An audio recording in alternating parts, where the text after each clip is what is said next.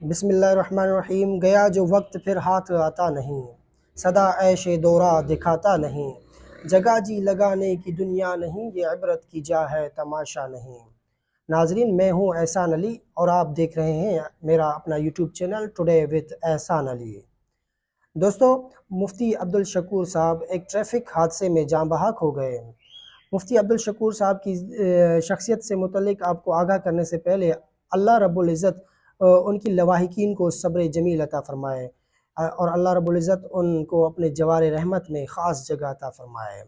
مفتی عبدالشکور صاحب اس شخصیت کے مالک تھے کہ اب کی باری آپ جتنے بھی لوگ حج پر جانا چاہتے وہ بغیر قرآن دازی کے جا سکتے ہیں، لہٰذا انہوں نے اقلیتوں کے لیے بھی بہت سی کام کیے، اور وہ اس شخصیت کے مالک تھے کہ اپنے حلقے میں فرش پر بیٹھ کر بھی لوگوں کی شکایات سنتے یا لوگوں سے احوال سنتے، اور پھر اپنے حلقے میں موٹر سائیکل پر بھی لوگوں کے دستک تک جاتے اور لوگوں کے احوال سنتے۔ لہٰذا ہر کسی کا اپنا نظریہ ہوتا ہے، ہر کسی کا اپنا کسی کے ساتھ اختلاف بھی ہو سکتا ہے، لیکن اس کا یہ ہرگز معنی نہیں کہ آپ کسی کو مختلف القابات سے نوازیں۔ لہٰذا کسی ایک ٹویٹ کو لے کر آپ کسی کو مختلف القابات سے نہیں نواز سکتے، یہ آپ کے ذہنی پسماندگی کو ظاہر کرتا ہے۔ آپ اپنے مخالف کو بھی اس قد میں لائیں تاکہ آپ کو پتہ چلے کہ میں اپنے برابر کے ٹکر کے ایک شخص سے جو نا وہ میرا مقابلہ ہے۔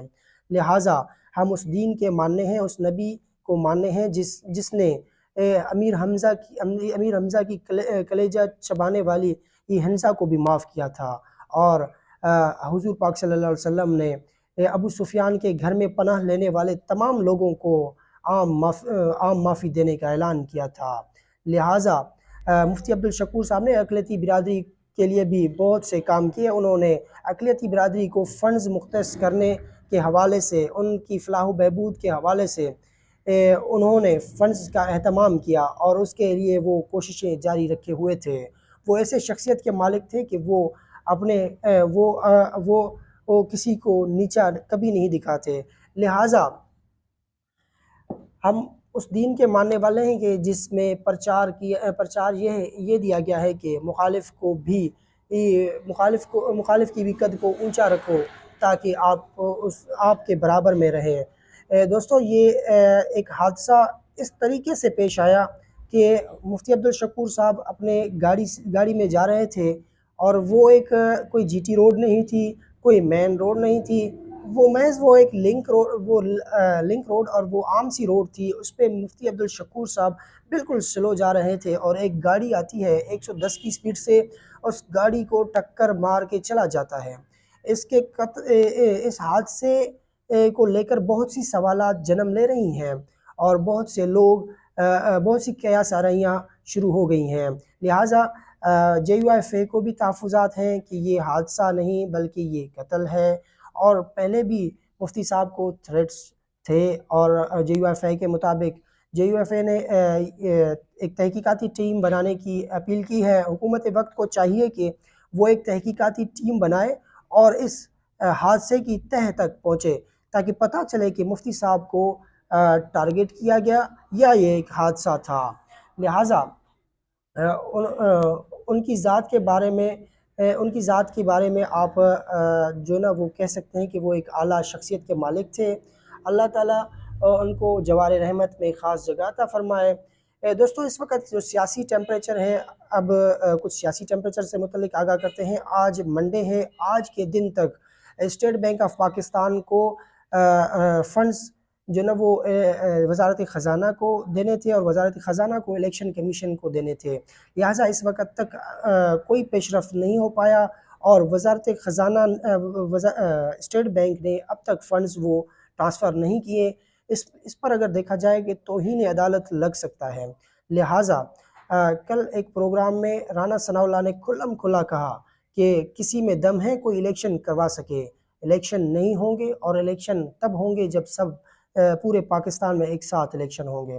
لہٰذا ایک طرف مذاکرات کا بھی ایک ہوا چل پڑا ہے، اس مذاکرات کی ہوا کا صحرا مولانا سراج الحق کی سر پر جاتا ہے، امیر جماعت اسلامی سراج الحق کے سر پر جاتا ہے۔ اس کے لیے پی ٹی آئی نے بھی ایک کمیٹی بنا دی ہے اور مسلم لیگ نون نے بھی کمیٹی بنا دی ہے۔ پی ٹی آئی ڈائریکٹ مذاکرات نہیں کرے گا، پی ٹی آئی پہلے امیر جماعت اسلامی سراج الحق سے مذاکرات کرے گا، ان کی وفد سے مذاکرات کرے گا، پھر وہ مولانا سراج الحق صاحب جا کر حکومتی وفد سے ملاقات کر کے ان سے مذاکرات کریں گے۔ لیکن اس وقت جو حکومت وقت ہے وہ کسی مذاکرات کی موڈ میں نہیں، وہ مذاکرات کی موڈ میں اس طریقے سے نہیں کہ وہ ایک طرف مذاکرات کی باتیں کر رہا ہے اور دوسری طرف پکڑ دھکڑ جاری ہے۔ اس وقت بھی پی ٹی آئی کے 30 اراکین کے نام جو نا شارٹ لسٹ کر دیے گئے ہیں، ان کو گرفتار کرنے کا مکمل پلاننگ بنا دیا گیا ہے، اور پی ٹی آئی سندھ کے صدر علی زیدی کو گزشتہ روز اپنے گھر سے ہی اپنے آفس سے ہی گھسیٹ کر گرفتار کیا گیا۔ وہ ایک 8 سال پرانا ایک کیس ہے جس میں بہت سی تحقیقات کی گئی۔ وہ 8 سال پرانا ایک فراڈ کا کیس ہے، وہ 8 سال تک کسی نے اسے گرفتار نہیں کیا۔ اب اس سچویشن میں آپ کیسے گرفتار کر سکتے ہیں؟ ایک طرف آپ مذاکرات کی باتیں کر رہے ہیں اور دوسری طرف پکڑ دھکڑ، تو اس ماحول میں آپ کیسے مذاکرات کر سکتے ہو؟ اس ماحول میں مذاکرات نہیں بلکہ ایک فارملٹی ہی کر سکتے ہو، آپ اپنا جان چھڑا سکتے ہو۔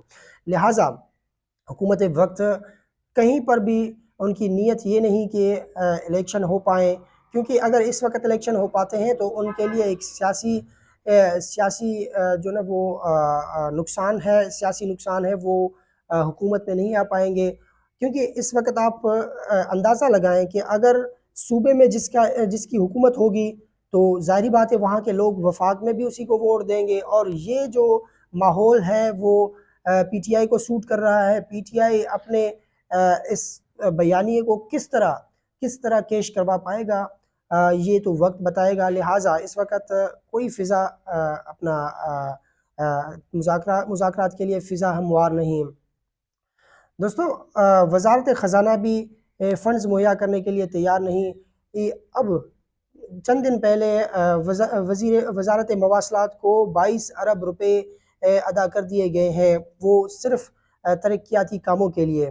اور دیکھو آپ اس موقع پر آپ کے پاس 21 ارب روپے نہیں آپ الیکشن کروا سکیں، اور دوسری جانب آپ وزارتوں کو 22 ارب روپے 23 ارب روپے آپ نوازتے جا رہے ہیں۔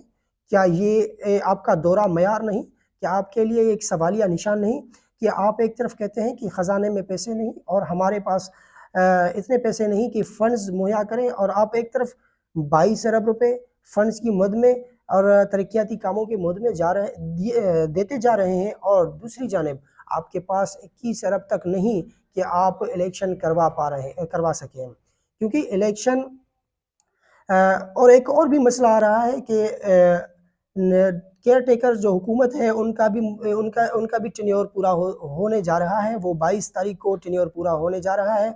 اب قانون میں، آئین میں یہ کیٹیگوریکلی ہے کہ کیئر ٹیکر جو نا وہ صرف 90 دن کے لیے وہ حکومت سنبھال سکتا ہے۔ اس سچویشن میں اب کیا کیا جائے گا؟ یہاں پر آئین خاموش ہے، یہاں پر آئین کچھ نہیں کہہ رہا۔ یہاں پر حکومت وقت کیا کرے گا؟ کیا ان کیئر ٹیکرز کی مدت میں اضافہ کرے گا، یا پھر سپریم کورٹ کی طرف جانا پڑے گا؟ اس معاملے میں پی ٹی آئی نے خط لکھ دی ہے صدر مملکت جناب عارف علوی صاحب کو۔ ان کو کہا گیا ہے کہ آپ سپریم کورٹ سے رائے لیں کہ کیئر ٹیکر حکومت صرف 90 دن تک چل سکتا ہے۔ آپ آگے آئین کی تشریح کریں کہ کیئر ٹیکر کو کس طرح گھر بھیجا جائے۔